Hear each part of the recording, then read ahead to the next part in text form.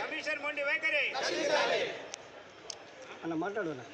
ఈరోజు రాష్ట్ర వ్యాప్తంగా సివిల్ సప్లై అమలు జిల్లా కలెక్టర్ల గారికి వినతి పత్రం ఇవ్వడం జరుగుతుంది.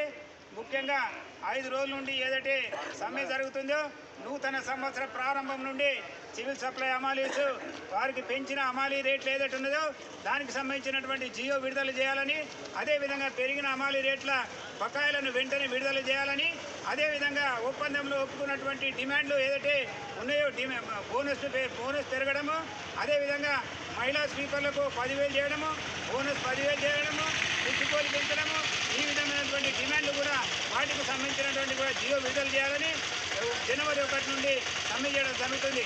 అంతకుముందు డిసెంబర్లో 18వ తారీఖున కమిషనర్ కార్యాలయం ముందు ఈ ధర్నా చేపట్టితే అప్పుడు కమిషనర్ గారు 31 తేదీ లోపట్లో మేము ఈ జియో విడుదల చేస్తామని చెప్పి ఇంత మట్టుకు కూడా జియో విడుదల చేయలేదు.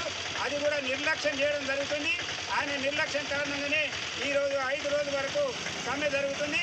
కాబట్టి ఈ అధికారుల నిర్లక్ష్యం వీడి ఈ సమ్మెను పరిష్కారం చేయడానికి ఈరోజు ఈ యొక్క జియోని వెంటనే విడుదల చేయాలని ఏఐటీసీ రాష్ట్ర వ్యాప్తంగా డిమాండ్ చేస్తుంది. అదేవిధంగా నిర్మల్ జిల్లాలో కూడా మేము డిమాండ్ చేస్తున్నాము. నిర్మల్ జిల్లా కలెక్టర్ గారికి విజ్ఞాపన పత్రం ఇవ్వడం జరుగుతుంది.